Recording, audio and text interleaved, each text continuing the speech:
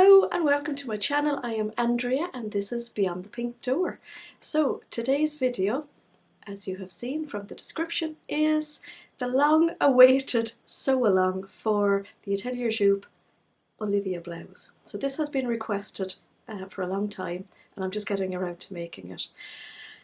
Apologies in advance, I filmed this a couple of days ago and it was raining a lot, so there's a lot of noise of rain, but I did try to film in between showers. But we are located in a very green Ireland, so we have to take what we're given in terms of the weather. So, what is the Olivia blouse? The lovely Olivia blouse comes from Atelier Jupe. So Atelier Jupe are a very small business in Belgium run by two sisters, Petra and Eva. Petra designs and drafts these patterns and she's amazing. I love the drafting of them. They fit me beautifully, just perfectly, normally straight out of the packet. I've not made an Atelier Jupe yet that I haven't liked. So we sell, of course, the paper patterns. We also sell the PDFs for Atelier Jupe as well. So if we don't have the paper pattern, you can always buy the PDF from us. You can buy it in two formats. You can buy the PDF on its own, print it out at home, stick it together, make your blouse bish bash bosh, or you can order the PDF and we can print it for you as well in A0 format.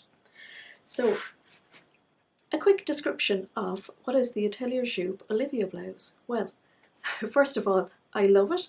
I've made a few of them. I've made most of my blouses in viscose, which is what this one is made from. I've also made one from cotton lawn, which I liked, but I much preferred the drape of the viscose. So it's a blouse that you can tuck in. There's a little curve on the bottom of it, so it looks nice out as well. You will see in the video that I made a little error when I was cutting mine out, so that's why it's not out, it's tucked in, but I do prefer the tucked in version. So it's a nice, roomy, airy blouse. It's got raglan sleeves, it's got a mandarin collar.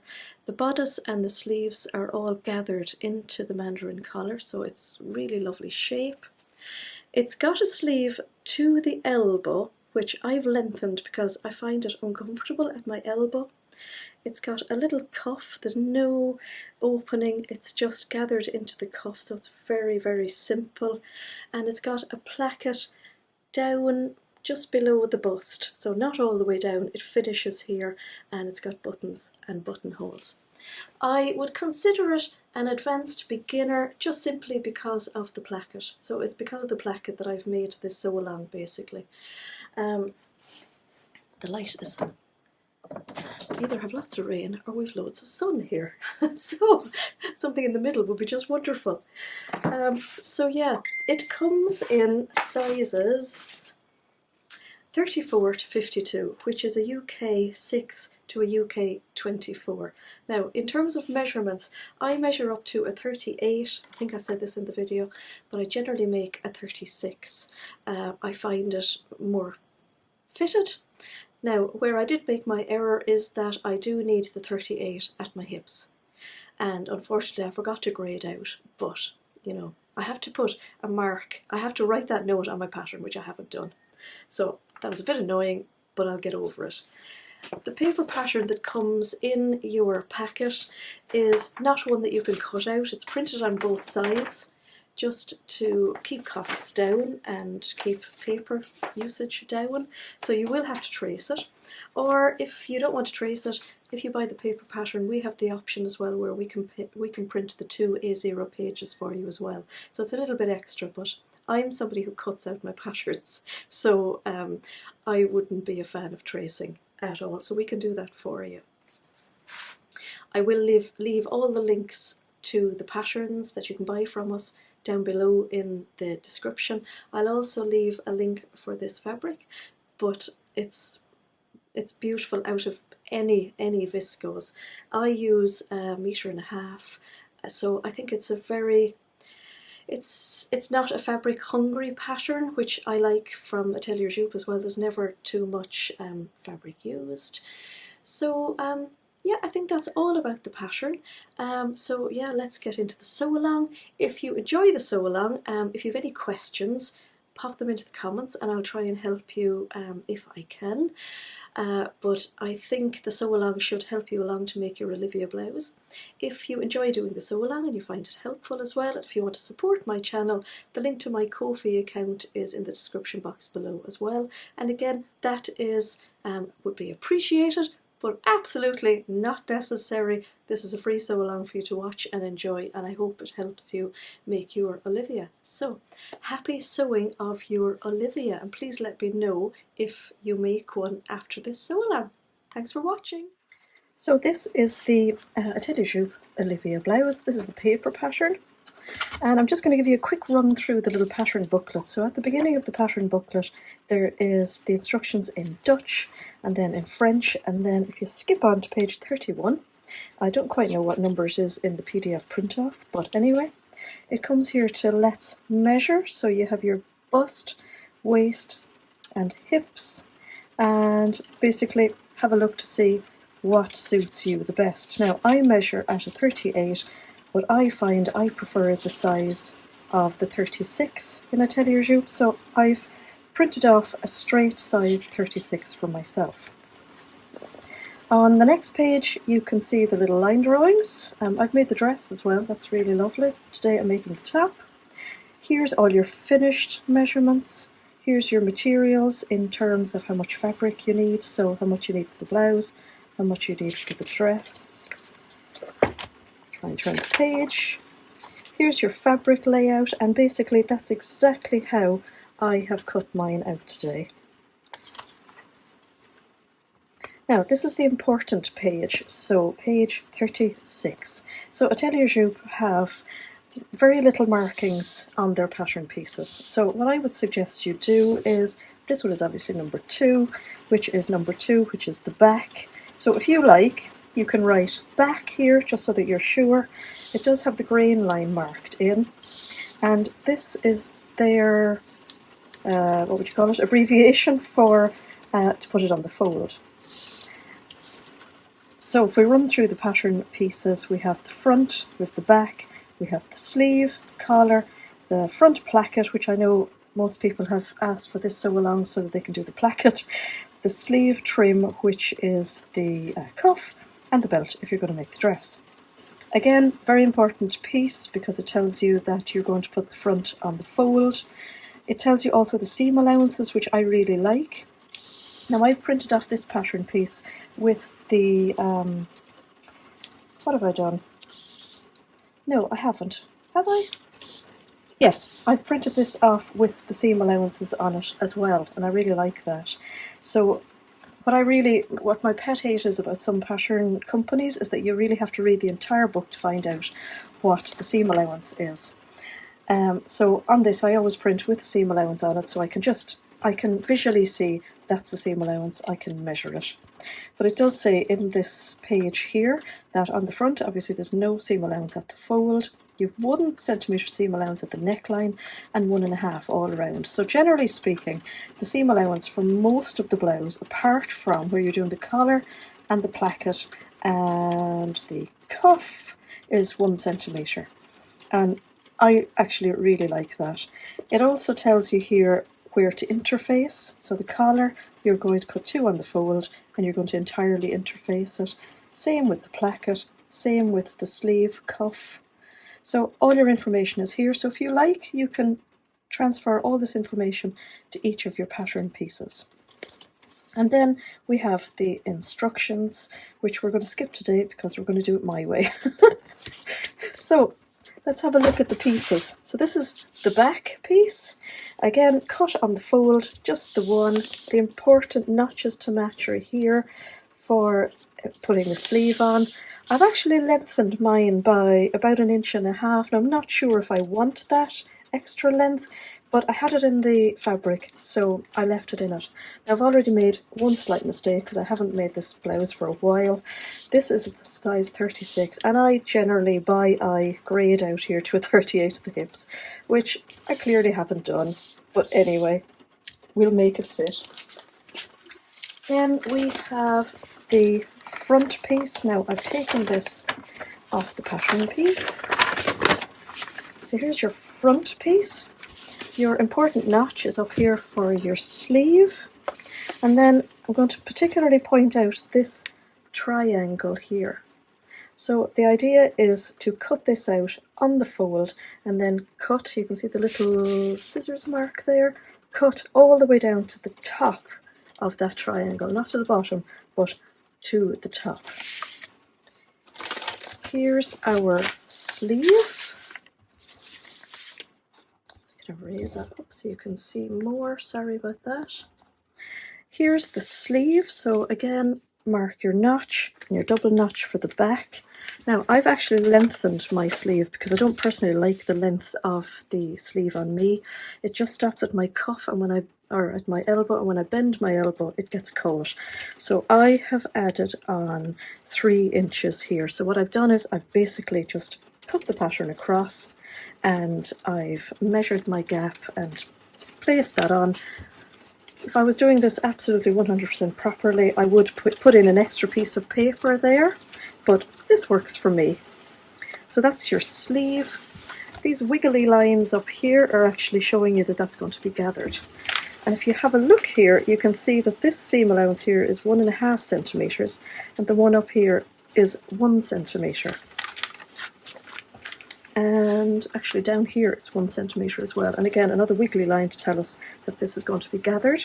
And again, 1, 2, 3 notches here for doing the cuff.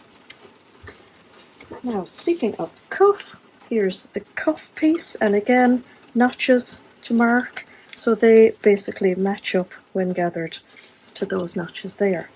And this I have interfaced with Violin H180. Then we have the collar. So again, you can see on the collar that it's a 1 centimeter seam allowance all around.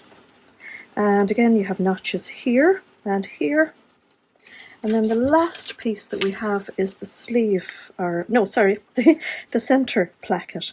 And I'm meant to trim off this little bit here. It got folded back when I was cutting it out.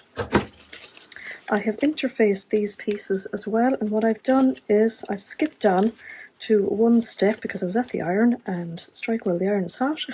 So I have ironed over the 1 centimeter allowance here as per the instructions. So that's all the pattern pieces. I have added one extra little piece of interfacing that I find just works, and that is on the center front. So here's our center, or this is our front, and you can see that I've cut down to where that triangle is on the pattern. And what I've done at the back is I've just ironed on a piece of interfacing. So I don't know if you can see it there, but it's just a little square of interfacing. Actually, it's coming apart a little bit, so I'm going to give that another bit of an iron. And then we will start on with the first step. So we are starting with the placket, which I like because we're getting the worst part of it out of the way right at the very beginning. And it also gives you an opportunity to do your buttonholes if you want, because I know a lot of people say, oh, the thing about making a blouse is the buttonholes are last, and that's when I could potentially make a mess. So I am not going to do the buttonholes at this point, but you most certainly could once you have your placket in. So, 2 very important measurements to remember very simply is a 1 centimeter and a 2 centimeter. So we have a 1 centimeter seam allowance here, and we are going to place our placket. So here's my pressed in edge, here's my non-pressed in edge. I'm going to line up, as you can see I'm working on the right side of the fabric. I'm going to line it up along the edge. And I want to make sure that the edge of this is 2 centimeters down from where I have cut it. So 2 centimeters down, and I'm actually going to put a pin 1 centimeter up. You'll understand that in a moment. So I'm going to pop in some pins along here.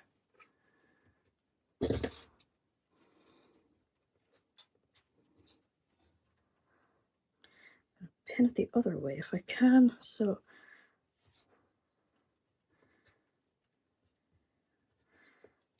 check. Yeah. Now you can put a little mark there, actually, I think would be a good idea as well. So I'm going to try this pen. Sometimes these don't always work very well for me. I'm going to put a mark 1 centimetre up. And again, as I say, 1 centimetre, 2 centimetre, important numbers. So lining up the second one is very easy because you can use the first as a guide. Again, pop in our pins.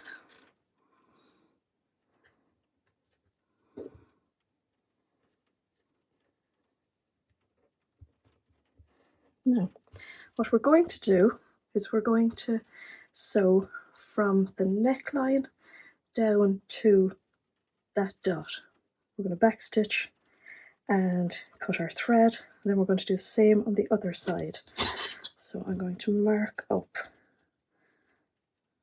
1 centimetre again.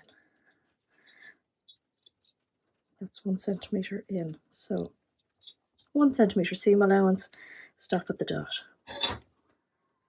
So I hope you can see my stitching to there and to there. We're on the wrong side of the fabric. Just going to turn it around, and what we're going to do is just on the bodice part, so not on the placket, on the bodice part, we're going to cut from this bit here right over to our stitching, but not cutting our stitching. So we're cutting that triangle that we saw on the pattern piece. So again, careful that it's only the front piece. Sorry if I'm shaking, I'm trying to get in under the camera.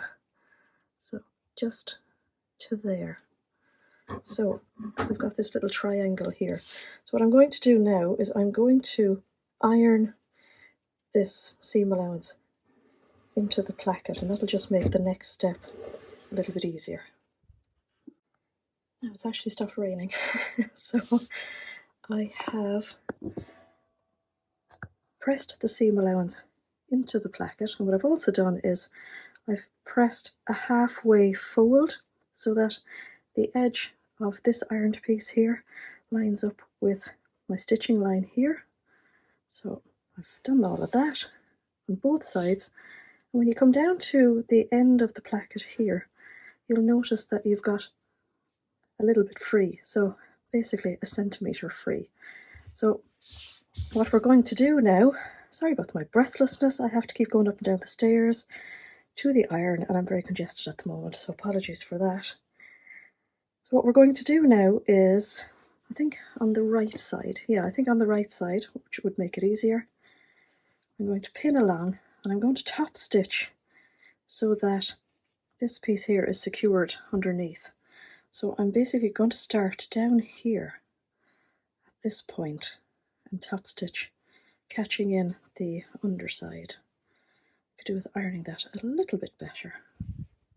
So I've top stitched there. So I'm again working on the wrong side, and I want my button and buttonhole band to be right over left. So right, left on top. I'm going to pop a pin in here. Oh, I've been joined by a cat.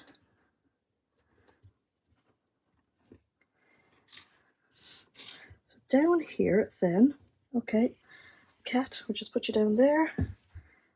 Down here, what we have is, we have a look at it here, we have our little triangle. So what we're going to do is we're going to sew across here. So I'm going to put a pin here. Apologies for Kat joining us. And I'm going to sew right across there. So here's a close-up of what I've sewn. So you can very clearly see our triangle here. You can see that I've sewn from right on the edge to the edge. If you sew any closer in here, even a minute of a millimetre, you will end up with a little tuck on both sides here, which, do you know what, at the end of the day, it's not the end of the world. And if you have a patterned fabric, a good old press will get rid of it, so please don't beat yourself up about it. Try to sew it and be happy with it and not unpick it, because the more unpicking here, the worse it's going to be. So if you unpick it a couple of times, you'll be kind of saying to yourself, do you know what, that tuck wasn't so bad at the beginning. So I've trimmed a little bit off here. I'm going to overlock this, and then this is how it looks on the outside. So what I'm going to do is I'm actually going to top stitch across here at the bottom as well. And then that is our placket done. And then it's on with the next step. I'm going to leave in my pins. Now at this point you could happily put in your buttonholes along here. I'm not going to, because I basically like to try on the blouse when it's done and I decide where my first buttonhole is going to be, and then I put the rest of them evenly down along. But you can go by, totally go by this and do your buttonholes at this point, and then all the worst part is done of this blouse. Time to grab your sleeve pattern. Make sure you have all your notches marked. And you have your notch on your front, where is it? Here. And you have your notch for your sleeve here. Because these are raglan sleeves, this is a really easy peasy sleeve to put in.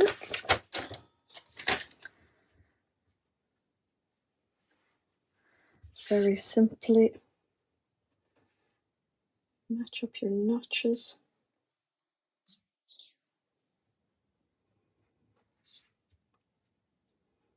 And then sew using your 1.5 centimeter seam allowance here, and then on the other side.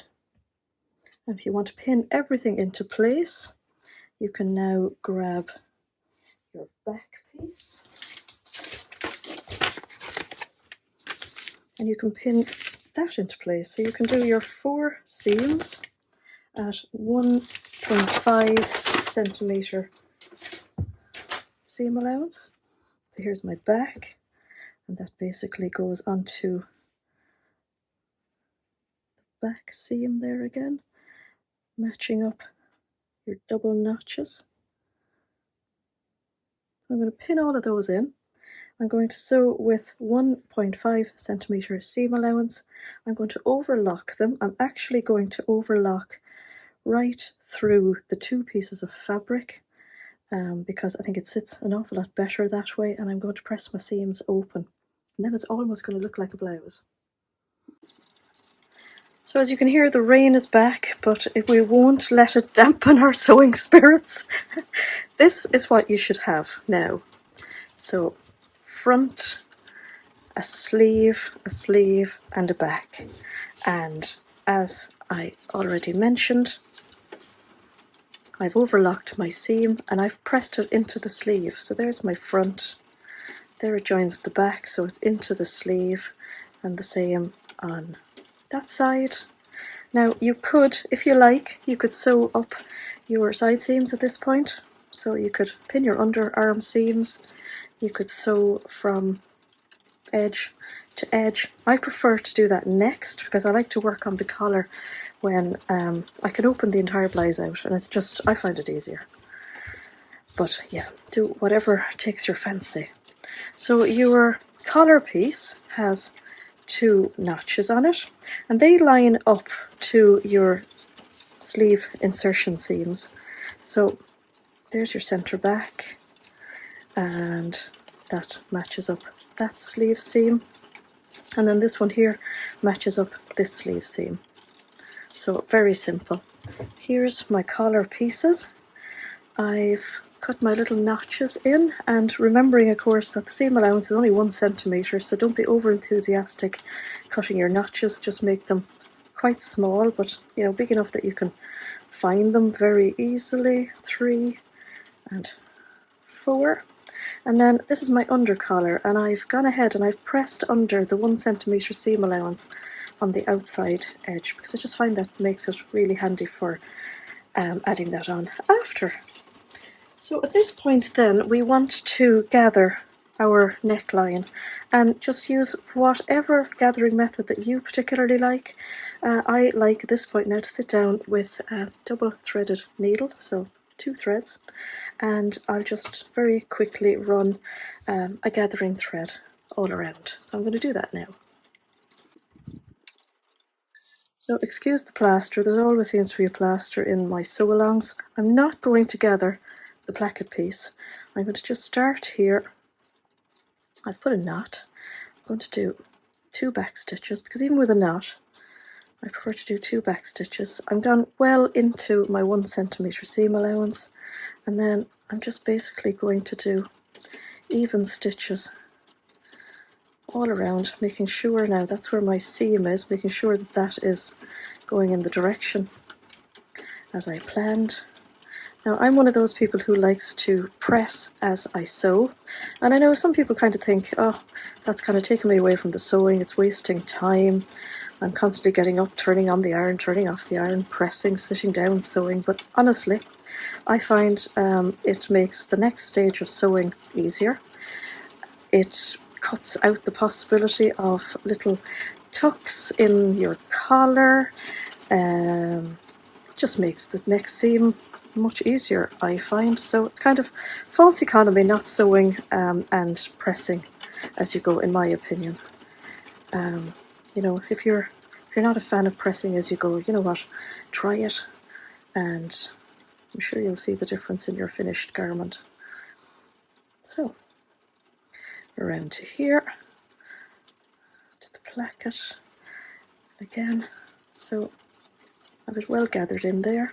I'm going to pop my needle now to the inside and just kind of let it dangle.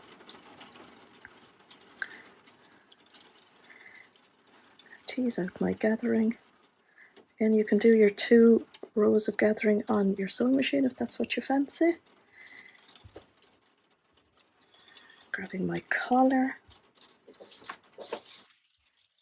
Grab some pins.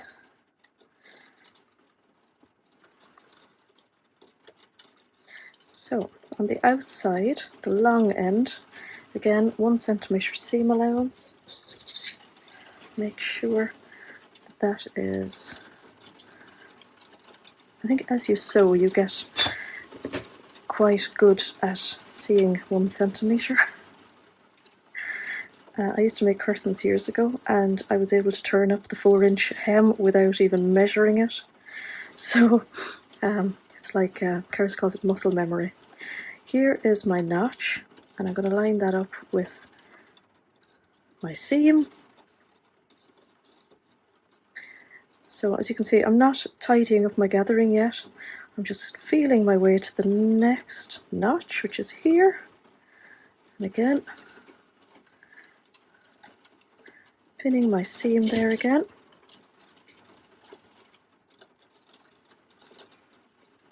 Next notch is here. Next seam.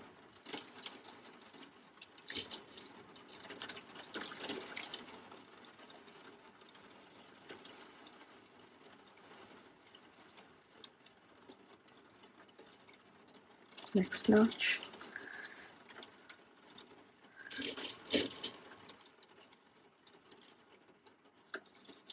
And again, I want my placket 1 centimetre in. There we go. Now I am going to stretch out my gathering.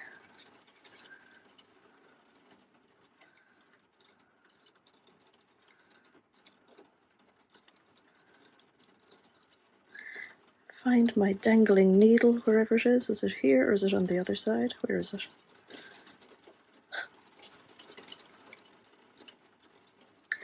Can't find the needle, not to worry. Now I'm going to put some extra pins in around here. So in between, just even out your gathers. So you will find that some parts of it need more gathers. So here at the front it's slightly more gathered than in between where the sleeves are.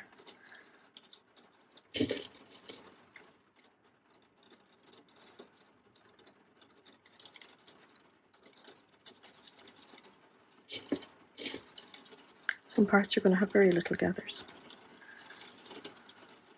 This is where the centre back here.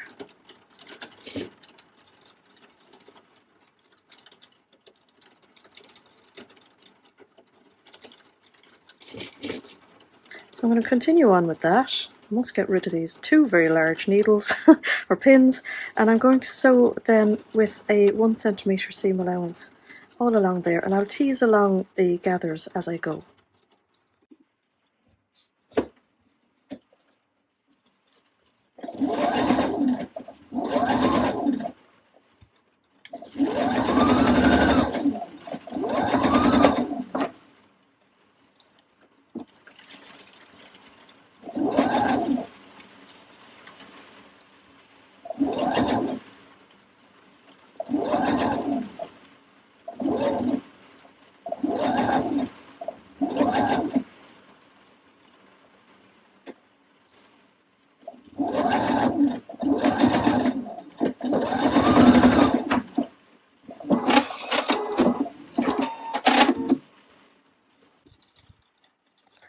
Here's our collar attached. I really like this collar because it's very curved and almost sits against the body, which I much prefer than a stand-up collar. So here is the beauty of the 1 centimetre seam allowance. I've pressed my seam up into my collar, hence my breathlessness. And at this point, our instructions would normally tell us to trim down our seam, but there's no need because we already have a 1 centimetre seam allowance. It's nice and neat. So it cuts out the possibility of making a little mistake, nicking through our fabric into the back. I mean, we've all done it, haven't we? So leave the seam as it is. It's just perfect. We're going to grab our back collar now at this stage, our underside collar, and we are going to pin it all around. So we're going to pin the under collar onto the top collar.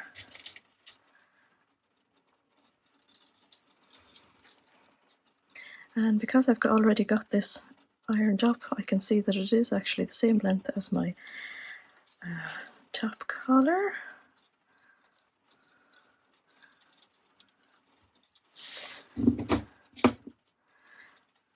So I'm going to continue pinning that all around, and then I'm going to sew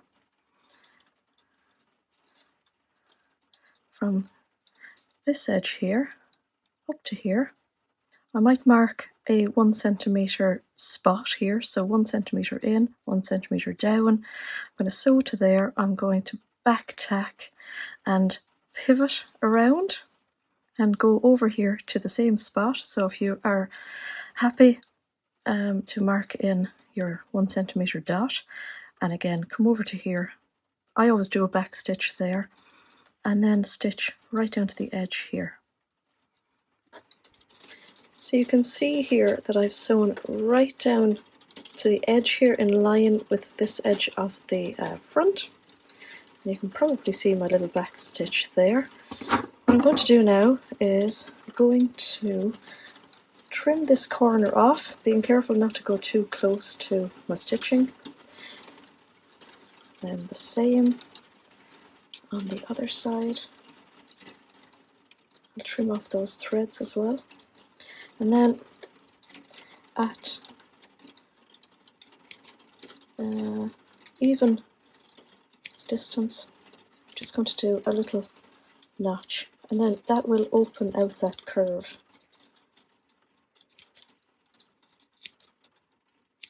I'm going to do that all along there.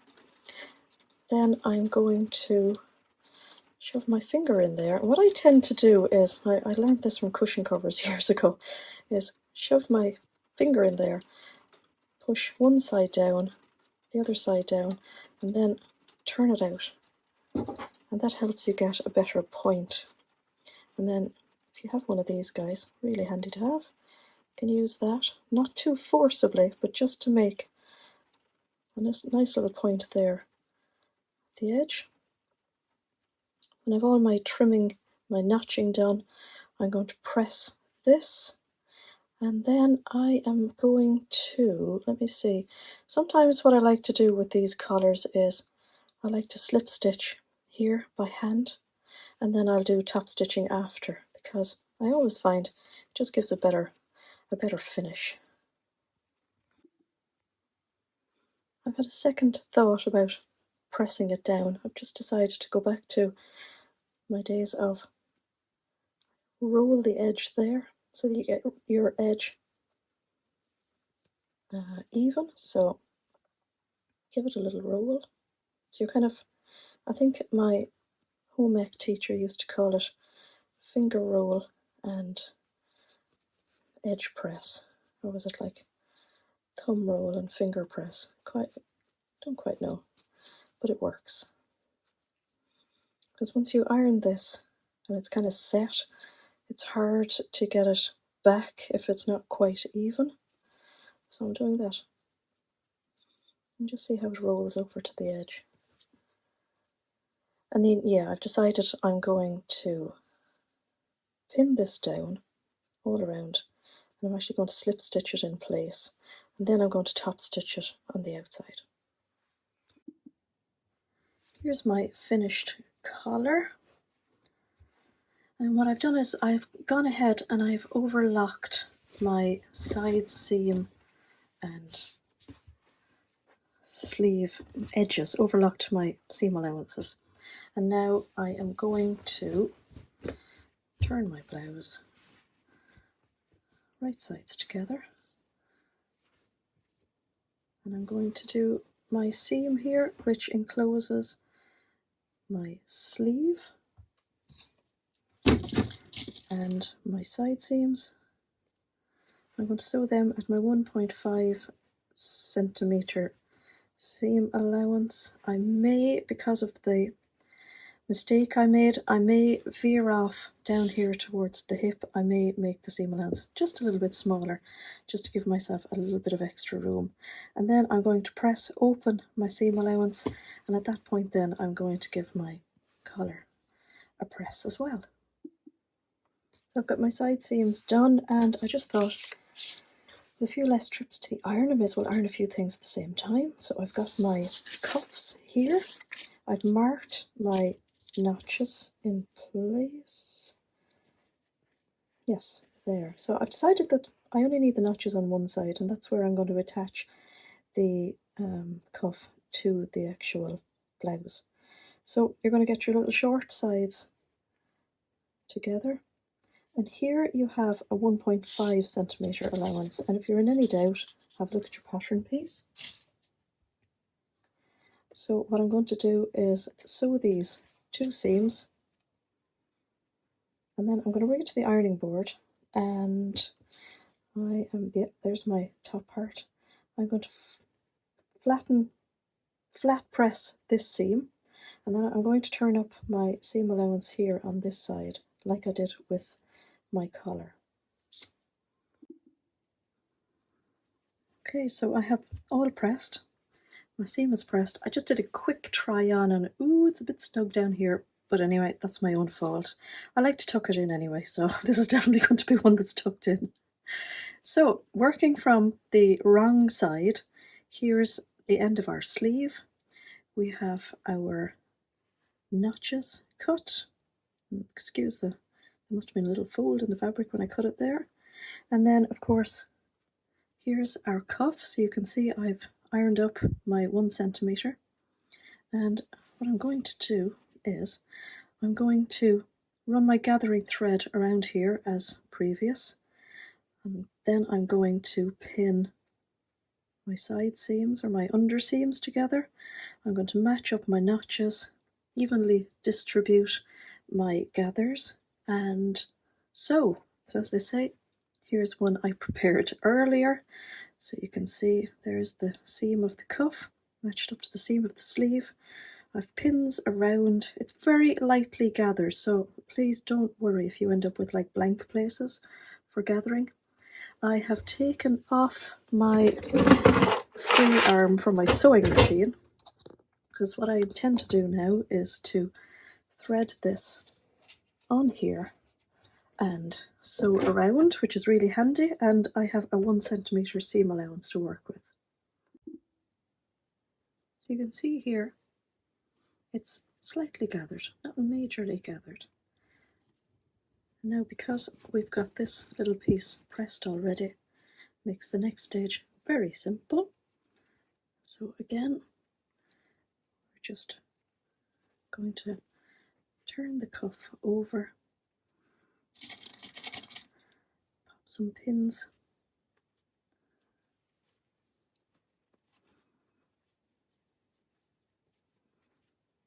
all around, and then again I threaded it through the free arm, top stitch it from the inside, and this is how it looks.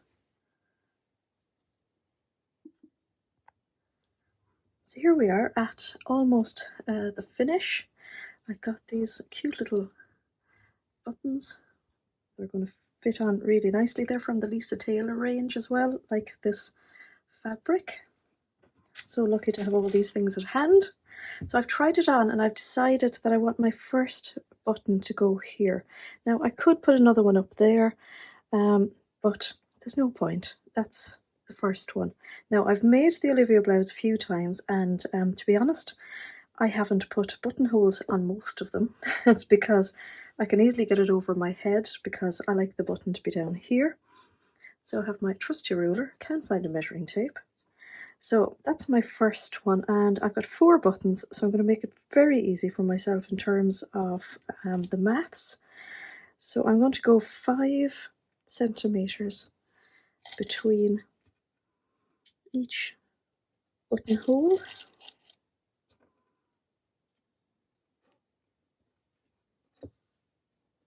So I'm going to do my 4 buttonholes there, and then sew my buttons on the other placket, obviously.